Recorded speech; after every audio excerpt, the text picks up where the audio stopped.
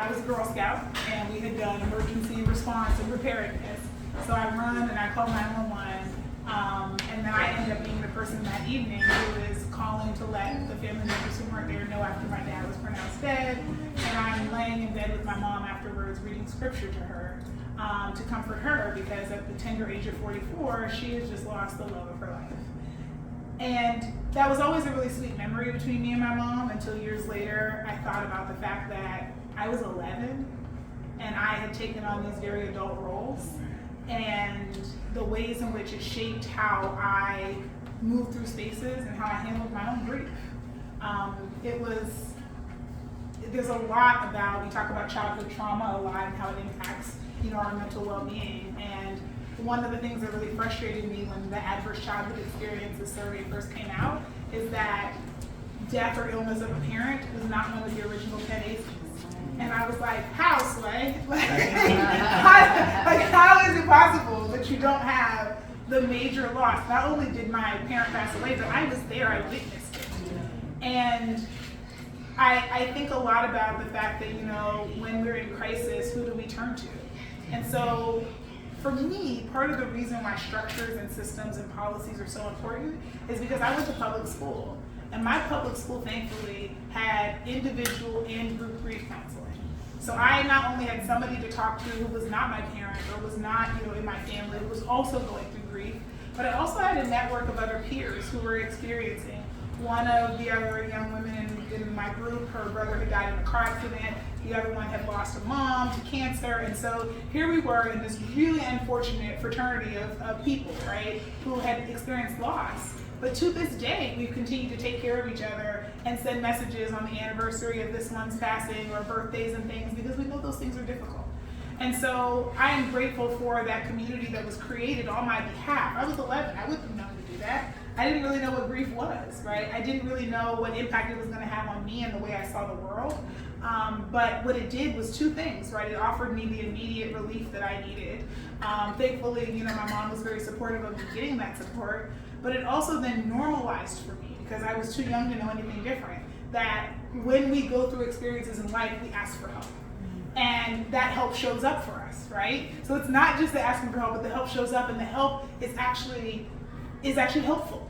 So, my individual counselor was a Black man, and he was a member of Omega Psi Phi fraternity, and he was really involved in the community. And that was really healing to me, because I had just lost my father, who was a Black man, right? And so here is this person, it all comes full circle. We are who we are because of those experiences. And so for me, when I've needed help throughout the rest of my life, it's been a lot easier. The barrier has been lower for me because of structures and systems that were put in place that benefited me. And that's honestly what I want for our community. I don't want it to have to be happenstance that you find somebody that you have access to services, that you're encouraged to get them, that they are offered with no cost, and that they are high quality. I want that to be the norm. I want my story, not the part where my dad dies, but the part that when something happens, and there's all of this that exists to be able to support you, to be our norm.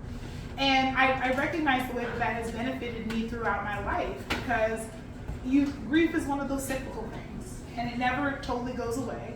And when you have new grief, it compounds old grief, right? And so I found myself, when my dad's brother passed away just a couple of years ago, back in that cycle, and back in the deep feelings of anxiety. And one of the things I've been trying to do my whole life is pre-grieve, right? So I try to make sure that, I spend as much time with as many people as I can, so I have no regrets, because tomorrow's not promised. That's a lesson that was burned into me at a really young age, but it's also exhausting. And you can't pre-grieve. That's not a thing, right? Shout out to my Black woman therapist for telling me, pre-grieving's not a thing, right? This is not like a savings account where you save up and then you spend it when you get that's not how our emotions and our feelings and our experiences work. And so what happened was, I ended up in this space that I thought I had been preparing myself not to be. And here I was, and thankfully I was able to reach out and to, again, get the support that I needed, both from my workplace, to allow me to actually take time off, to reset my body, and to deal with my anxiety, from my health insurance to be able to get me on an anti-anxiety med to help my body calm, and from, the mental health profession that was able to meet me where I was and help me get where I'm going. And so I share those stories because I frequently tell people that I don't think I have some unique, particular talents or skills. I think I am a combination of what happens when there's a lot of good and the risks even have a lot of good associated with them, right? Even the bad stuff. What therapist do you go to? God, is that you? When you have some of those bad things happening, but you have the support network around you to be able to overcome them and to be able to move through them. And that's what I want. That's my vision. That's why I'm running for mayor, is because I am frustrated that whether or not you get the experience, some of the experiences I had, is contingent upon where you are, who you are, how much money you have. All of these things that should not matter. And that, I think, is part of the mental health narrative, is that and the fact that we need to pour into mental wellness from the start. We shouldn't there are going to be things that happen to us, but then there's also, our lives should not be fighting against oppressive systems. We should be able to invest in joy and invest in our own wellness in a proactive way.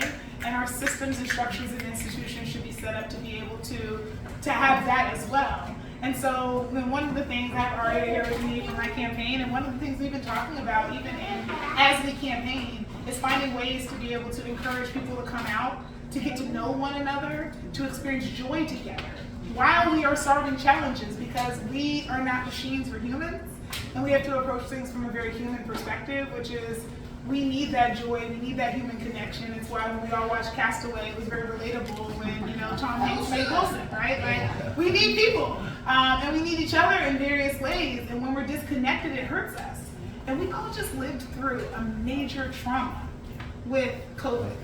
We were separated from one another, we were physically ill, every single institution we had was disrupted, and humans are notoriously bad at change, even though it's constantly around us. And instead of pausing and evaluating what we needed to change long term, what lessons we were learning, and we just were like, keep calm, carry on, and have still not paused to really take stock of what happened to us and what needs to happen in the future. And so that's the kind of big picture thinking that I want us to be visioning together, is where do we want to go? Not just how do we survive what is, but what is our vision for what could be? And so my campaign is really about inviting you to dream with me, but not just dream to put those dreams in place. To really push the envelope. What can we do together? No, really, not what do you think we should, not what do you think is achieved, what can we do together?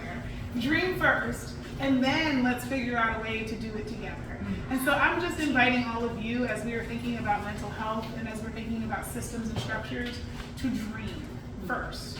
Dream of what you really want. Don't start with the survival, because we will continue to just stay in that survival mode, but really dream about what does a good system actually look like for us. Don't let the fact that the legislature once again decided not to give us universal health care and Medicare for all be a barrier to you thinking about what you really want. Because if you take your head off the horizon and then you start looking down here, next thing you know, you're going here instead of towards the horizon.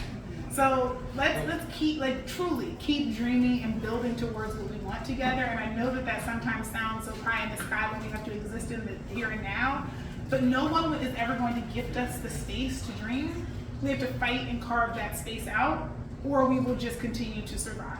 And so whatever that is, in your mental wellness time, whether it's 10 or 15 minutes a day, whether it's your journaling, please do not give up on the time to dream and the time to really create and envision what can be, because we can actually, all of this is made up. Literally, all of it is made up, right? We've made up every single part of this, okay? From the laws, from the rules, they're all made up. But we act like they're fixed. We act like we can't change this, and we can. It's all made up. Constitution, written, right? All of it is made up. So why do we keep choosing a reality that doesn't work for us? I think there's so many of us that are not happy with how things are. It's made up, y'all. Wake up in the morning and remind yourself, all of this is fictional. Doesn't mean it's not real, but it is totally made up. So let's make up something new. And that's what I'm inviting everyone to do with me is let's make up something new, really.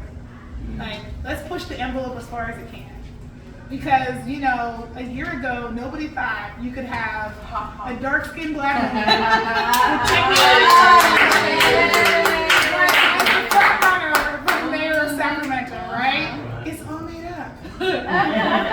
It truly is. And we can create the reality we want to live in. And so that's my mental health message for you today is let's keep our eyes on the horizon and let's do it together and let's remind ourselves that we're human and that we have work to do, but we also have joy to experience. And these systems and structures can be designed to work for us.